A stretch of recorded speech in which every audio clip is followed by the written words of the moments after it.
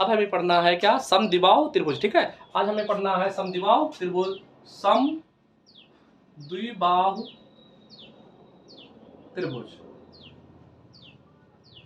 समद्विबाहु का मतलब है, इसके नाम से ही समझते हैं, सम माने समान, द्वि माने दो, बाहु माने भुजा। ऐसा त्रिभुज जिसकी दो भुजाएं क्या होंगी, बराबर होंगी, उसे क्या कहते हैं, समद्विबाहु त्रिभुज कहते हैं। ठीक है, ऐसा त्रिभुज जिसकी दो भुजाएं बराबर होते हैं उसे क्या कहते हैं, समद्विबाहु त्रिभुज। तो अब समझो ये क्या है, जैसे यहाँ पर एक त्रिभुज बना दें तो इसकी ये भुजा और ये भुजा को आपस में बराबर कर दें, ये ए है, ये बी है, ये सी है। ठीक है, क्या कहेंगे, ऐसा त्रिभुज, ऐसा त्रिभुज, त्रिभुज जिसकी दो भुजाएं, ठीक है, दो भुजाएं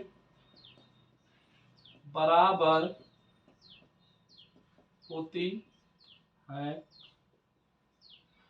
से समद्विबाहु त्रिभुज कहते। ठीक है, उसे क्या कहते हैं, समद्विबाहु त्रिभुज। ऐसा त्रिभुज जिसकी दो भुजाएं क्या होती हैं, ऐसा त्रिभुज जिसकी दो भुजाएं क्या हो, बराबर हो, उसे समद्विबाहु त्रिभुज कहते हैं। जैसे यहाँ पर क्या है, ए बी जो है वो किसके बराबर है, ए सी के बराबर है।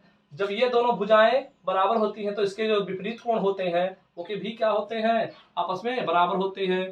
तो इसलिए क्या होगा, कोण बी बराबर क्या होता है, कोण सी होता है। ठीक है, ये याद रखना, जब दो भुजाएं बराबर होंगे तो उसके विपरीत कोण भी आपस में क्या होते हैं, बराबर होते हैं। ठीक है, तो समद्विबाहु त्रिभुज, ऐसा त्रिभुज जिसकी दो भुजाएं बराबर होती हैं उसे क्या कहते हैं, समद्विबाहु त्रिभुज कहते हैं। ठीक है, और दो कोण, उसके दो भुजाएं अगर बराबर है तो उसके विपरीत कोण भी आपस में क्या होंगे, बराबर होंगे। ठीक है, ये आपका, और इसमें क्या है, ये इसका अगर परिमाप निकालना है तो तीनों भुजाओं का योग। ठीक है, परिमाप क्या होगा, परिमाप,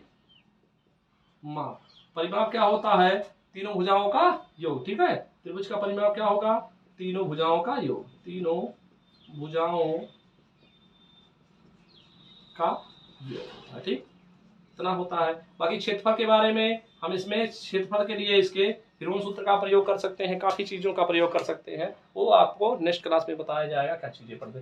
समद्विबाहु त्रिभुज, ऐसा त्रिभुज जिसकी दोनों भुजाएं बराबर होती हैं, दो भुजाएं बराबर होती हैं उसे समद्विबाहु त्रिभुज कहते हैं। ये देखो, ये भी क्या है, अगर ये त्रिभुज है, इसकी ये भुजा, ये दोनों भुजाएं बराबर है तो इसकी ये दोनों कोण भी आपस में क्या हो जाते हैं, बराबर हो जाते हैं। ठीक है, अगर दूसरा अगर हमको समझे तो अगर ये आपका ये भुजा बराबर है तो ये कोण आपस में क्या होंगे, बराबर हो जाएंगे, इसे कहते हैं समद्विबाहु त्रिभुज। ठीक है, क्या कहते हैं, समद्विबाहु त्रिभुज।